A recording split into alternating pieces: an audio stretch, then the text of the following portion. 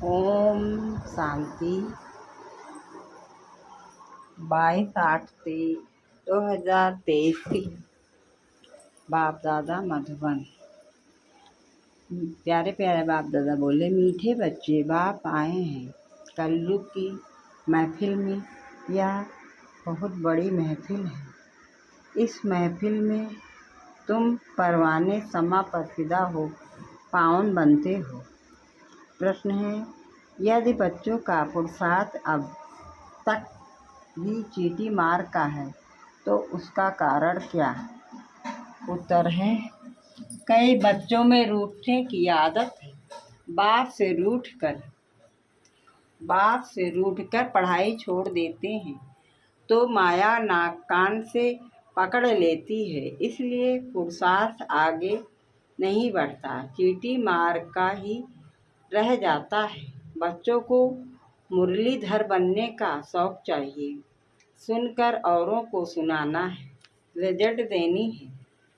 बच्चे मुरली मिस करते हैं, जिन्हें पढ़ाई का कदर नहीं, वह कभी बख्तावर नहीं बन सकते।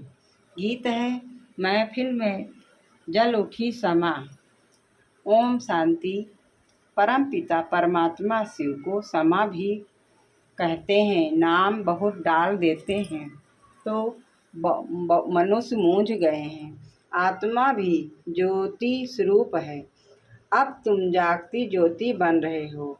समा आई है यह महफिल में तो बहुत बड़ी है।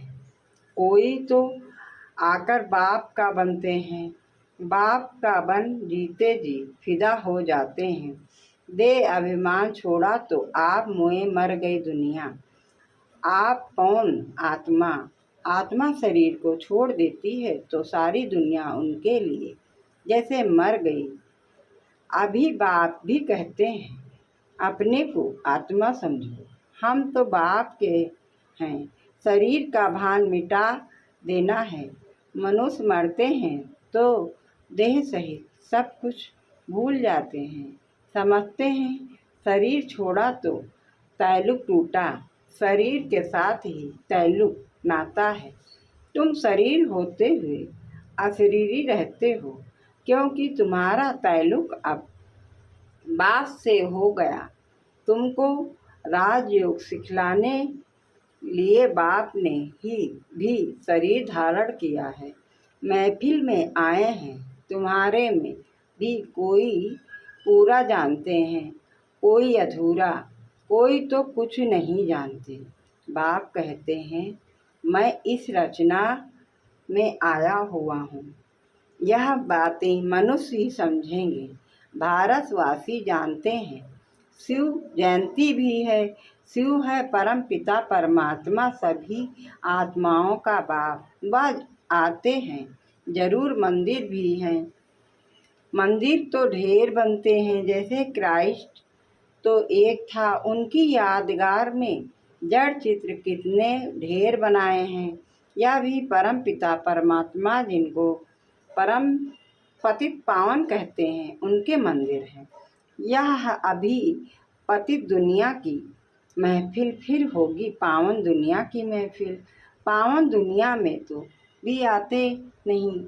पावन दुनिया की महफिल बहुत छोटी होती है और सुखी होते हैं, इसलिए वहाँ आने की दरकार नहीं। आना है बड़ी महफिल में। उनका नाम ही है पतित पावन। यह है पतित दुनिया, फिर पावन दुनिया भी है। उसी नई दुनिया में जरूर थोड़े होंगे। तुम बच्चों में नंबरवार पुरुषार्थ अनुसार सच्ची सर्विस करते हैं। सच्चाई की सर्विस का सबूत भी निकलता है तो बाप महफिल में आए हैं। वह है पतितों को पावन बनाने वाला। कहा जाता है, charity brings am home. Bharat अविनाशी बाप का अविनाशी बर्थ प्लेस है। मनुष्य भूल गए हैं शिव बाबा कब आया था। उनको ही पतित पावन कहा जाता है। आते भी हैं पतित शरीर में। उनकी महिमा कितनी भारी है। शिवाय नमः। तुम्हारी महिमा भी अपरम अपार है। वैकुंठ की कैसे स्थापना करते हैं, जिस वैकुंठ की भी महिमा अपरम अपार है। तुम बच्चे ही यह जानते हो और ऐसे वैकुंठ में जाने लिए पुरुषार्थ करते हो, परंतु तुम्हारा पुरुषार्थ बड़ा ठंडा चींटी मार का दिखते हैं। माया किसको कान से नाक से पकड़ती रहती है, किसको भी छोड़ती नहीं है। सोचते भी हैं ऐसे शिव बाबा को निरंतर याद करें, जैसे पत्नी पति को कितना याद करती है। या तो पतियों का पति है, बाबा है, ऐसे बाबा को कितना याद करना चाहिए। ऐसे बाबा की हम कितनी महिमा गाएं। गीत याद में भी शिव बाबा की महिमा करते हैं। तेरी महिमा अपरंपार है, इतनी महिमा क्यों गाई जाती, कोई कारण तो होगा ना। तुम जानते हो हम बाप ही भारत को स्वर्ग बनाते हैं, भारत को इतना ऊंट बनाते हैं, रावण फिर नीच बना देते हैं, बाप आकर सुखी बनाते हैं, दोजख से बहिष्ठ बना देते हैं। ऐसे बाप को कोई जानते नहीं। पतित तो सारी दुनिया है, भले अशोका होटल के सुख आदि हैं, परंतु यह सब तो अल्पकाल के लिए हैं। यह है मृग तृष्णा समान राज, पाई का भी इसमें सुख नहीं, दुख ही दुख है। सतयुग में राजा रानी तथा प्रजा कितने सुखी रहते हैं, अभी तो कितना दुखी हैं, कितनी रिश्वत खाते, कितने पाप आदि करते हैं। भारत दैवी संप्रदाय था। भारत की महिमा बड़ी जबरदस्त है, जो आप तुम जानते हो। भगवान की महिमा गाते हैं, याद करते हैं, परंतु जानते नहीं। अरे भगवान कहते हो तो भगवान का पूरा नाम चाहिए ना। उनका नाम है शिव, उनकी सारी महिमा है। मनुष्य उनके नाम रूप देश काल को जानते नहीं, कह देते उनका नाम रूप है नहीं। कहते भी हैं परम पिता परमात्मा परम धाम का रहने वाला है, नाम रूप देश बतलाते भी हैं, परंतु देह अभिमान होने के कारण उनको याद नहीं करते। याद करते भी हैं तो बिगड़ समझ गाते हैं। तुम माता पिता तुम समझा सकते हो, लौकिक माता पिता तो है ना, फिर यह कौन से माता पिता हैं। पिता कैसे सृष्टि को रचते हैं, कैसे मुख वंशावली रच उन्हीं को राजभाग देते हैं, सो तो तुम ही जानो और न जाने कोई। तुम्हारे में भी नंबरवार है, तुम जा समझते हो। शिव बाबा ब्रह्मा तन से आकर पढ़ाते हैं। शिव बाबा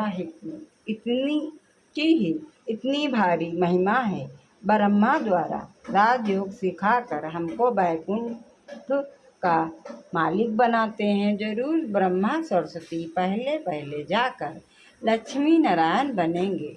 जगत अम्बा और जगत पिता बैठे हैं, वही विश्व के मालिक बनेंगे। उनके साथ कुमार कुमारियाँ भी हैं।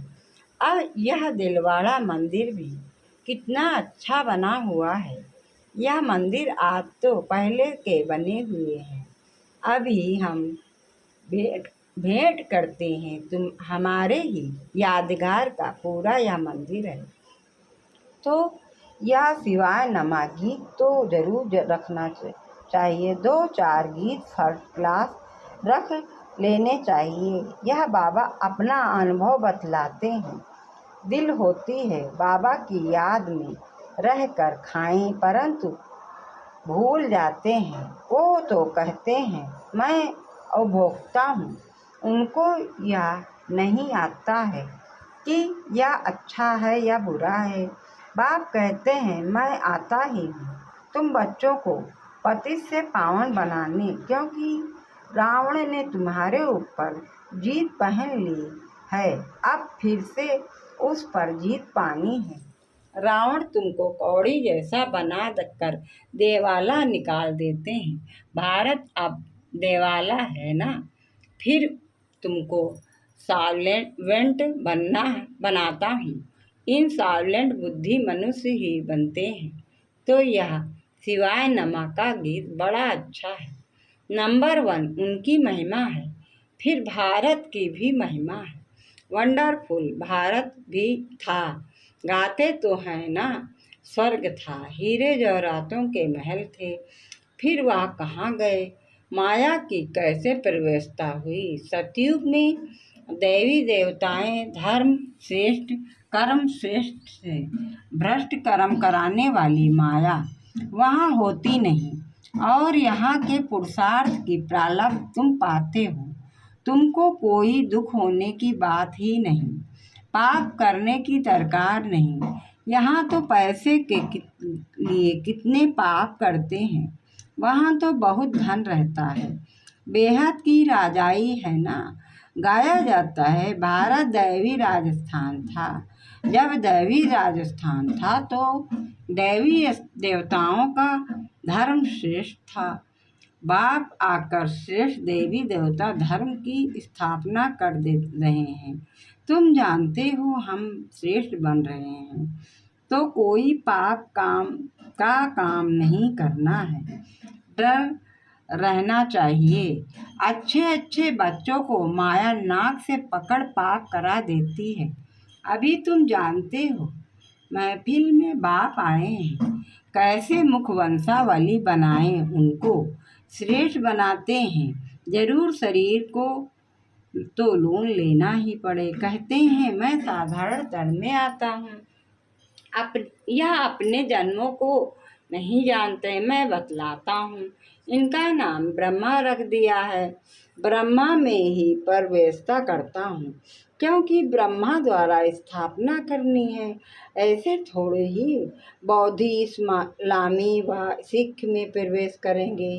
बाप कहते हैं मुझे उस तन में प्रवेश करना है जो पहले पहले सूर्यवंशी श्री नारायण था, फिर उनको ही बनाता हूँ। यह अपने जन्मों को नहीं जानते हैं।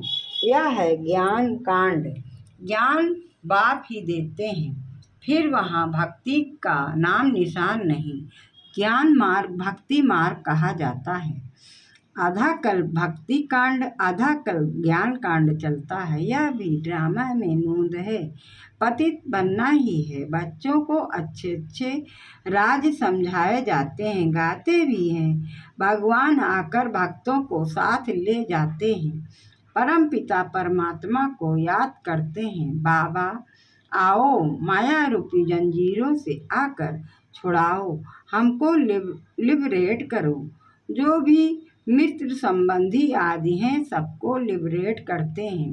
फिर वहाँ देवी माँ बाप मिलेंगे, तुम देवी देवता बन जाएंगे, तुम्हारी आत्मा भी प्योर हो जाएगी।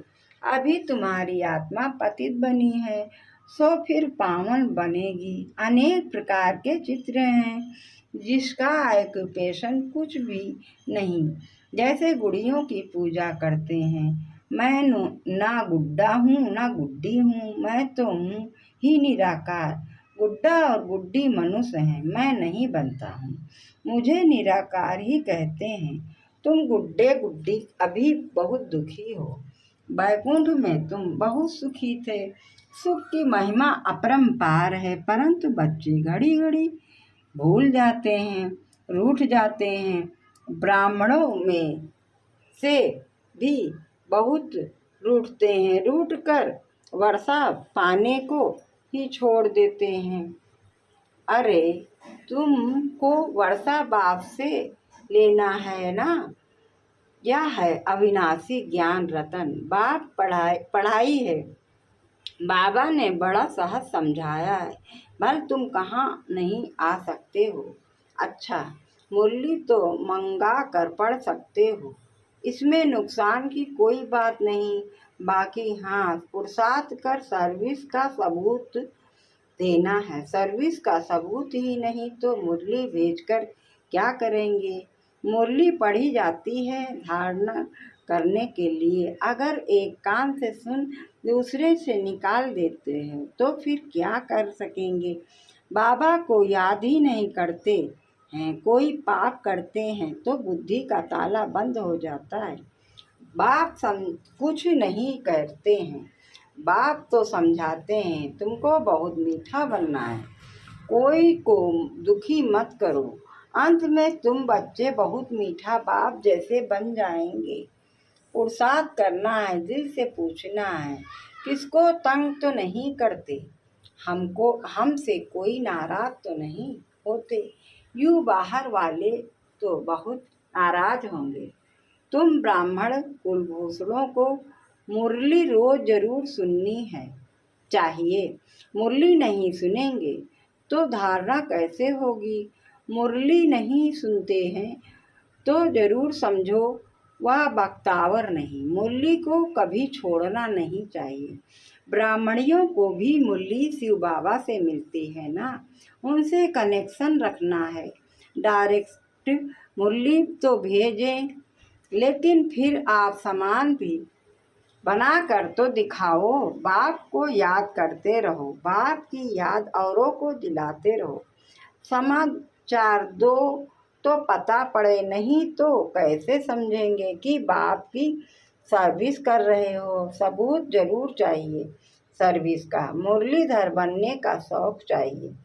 टेप भी मुरलीधर बनती है ना, ये एक्यूरेट मुरली सुना सकती हैं, तुम नहीं सुना सकेंगे तो क्या करना चाहिए। औरों के कल्याण के लिए टेप रिकॉर्ड मशीन